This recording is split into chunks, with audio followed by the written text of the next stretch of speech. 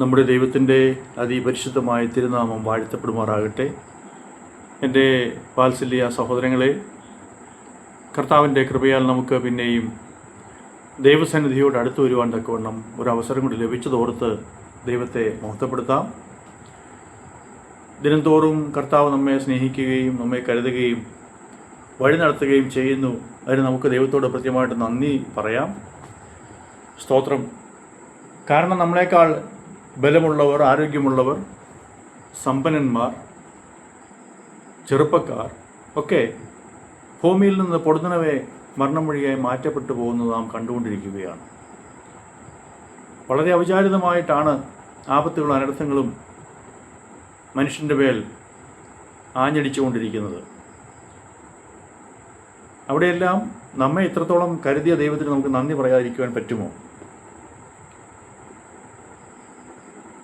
മനുഷ്യൻ്റെ കഴിവും മിടുക്കും അവൻ്റെ ആരോഗ്യവും ഒക്കെ വെറും ഒരു നിമിഷം കൊണ്ട് തന്നെ ഇല്ലാതായി പോകുമെന്ന് നമുക്കെല്ലാവർക്കും അറിയാം.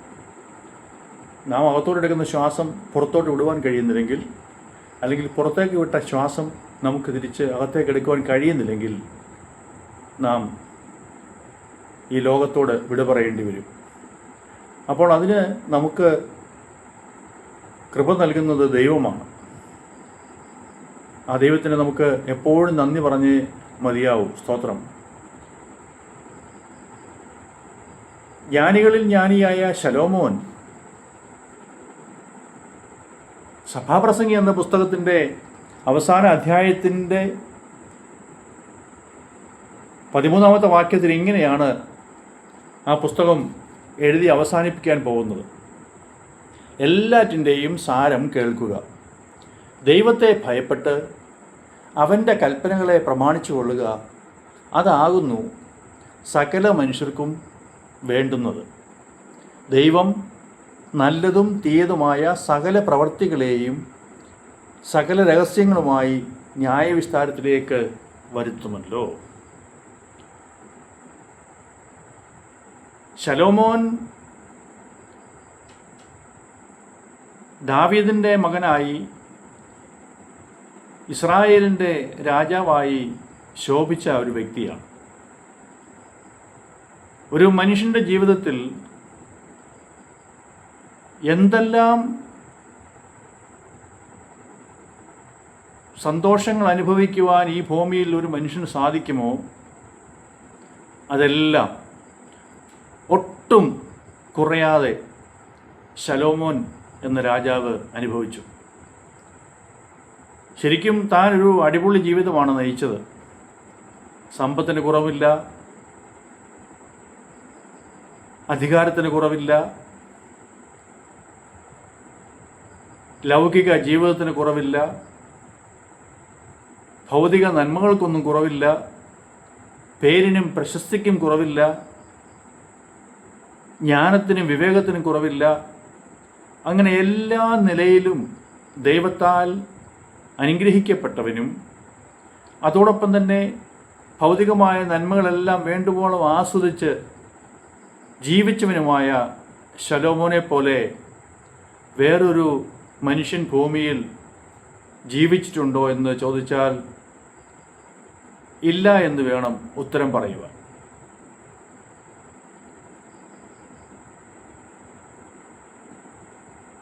അങ്ങനെയുള്ള ശലോമോൻ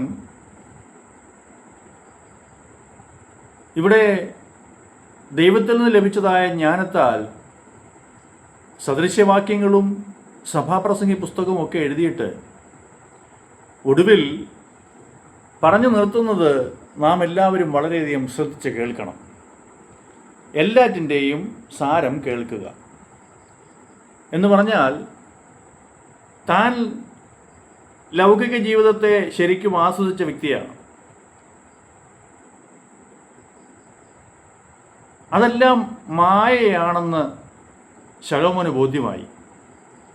ഈ സുഖങ്ങളും ഈ സൗഭാഗ്യങ്ങളും ഈ സന്തോഷങ്ങളുമെല്ലാം പെട്ടെന്ന് തീർന്നു പോകും, പെട്ടെന്ന് അവസാനിക്കും. എന്നാൽ നിലനിൽക്കുന്നത് ഒന്ന് മാത്രമേ ഉള്ളൂ എന്ന് ശലോമോൻ തിരിച്ചറിഞ്ഞു. മറ്റുള്ളതെല്ലാം മായയാണ്. സ്തോത്രം. നമ്മുടെ കണ്ണിന് ഇമ്പം തരുന്നതും കാതുകൾക്ക് ഇമ്പം തരുന്നതും ഒക്കെ ആയ ധാരാളം സംഗതികൾ ഈ ഭൂമിയിലുണ്ട്. എന്നാൽ അതെല്ലാം വെറും മായയാണ്. അതെ, നമ്മളെ മോഹിപ്പിക്കുന്നതാണ്. ആ മോഹത്തിൻ്റെ വലയത്തിൽ ആരെങ്കിലും അകപ്പെട്ടു പോയാൽ അവരുടെ ജീവിതം അവിടെ കൊണ്ട് അവസാനിക്കുമെന്ന് ശലോമോൻ പറയുന്നുണ്ട്. അതെല്ലാം വിട്ടുമാറി മനുഷ്യൻ ദൈവത്തെ ഭയപ്പെട്ട് ജീവിക്കുന്നതാണ് ഏറ്റവും നല്ലതെന്ന് ശലോമോൻ പറയുന്നു. അതാകുന്നു സകല മനുഷ്യർക്കും വേണ്ടത്. സ്തോത്രം. എന്താണ് അതിൻ്റെ കാരണമെന്ന് ചോദിച്ചാൽ, ദൈവം മനുഷ്യൻ ചെയ്ത നല്ലതും മോശവുമായ എല്ലാ പ്രവൃത്തികളെയും ന്യായവിസ്താരത്തിന് മുൻപിൽ കൊണ്ടുവന്ന് രഹസ്യങ്ങളെ വെളിപ്പെടുത്തും. സ്തോത്രം. ഇത് എല്ലാ മനുഷ്യരും അതുപോലെ അംഗീകരിക്കണമെന്നൊന്നും നിർബന്ധമില്ല. കാരണം ദൈവമില്ലെന്ന് പറയുന്നവരുണ്ട്, ദൈവത്തെ വേണ്ട എന്ന് പറയുന്നവരുണ്ട്, ഞങ്ങളിങ്ങനെയൊക്കെ അങ്ങ് ജീവിച്ചു കൊള്ളാം, വരുന്നിടത്ത് വെച്ച് കണ്ടുകൊള്ളാം എന്നൊക്കെ പറയുന്ന ധാരാളം പേരുണ്ട്. എന്നാൽ അവരെല്ലാവരും മനസ്സിലാക്കേണ്ട ഒരു കാര്യം, ദൈവം ഒരു മിഥ്യാ സൃഷ്ടിയോ കെട്ടുകഥയോ അല്ല. ഈ ലോകത്തെ സൃഷ്ടിച്ച് അതിനെ ഇന്നുവരെയും നിലനിർത്തി കൊണ്ടുപോകുന്നത് ദൈവം തന്നെയാണ്. അങ്ങനെയെങ്കിൽ ആ ദൈവത്തിന് മനുഷ്യനെ ന്യായം വിധിക്കുവാൻ അധികാരമുണ്ട്. അത്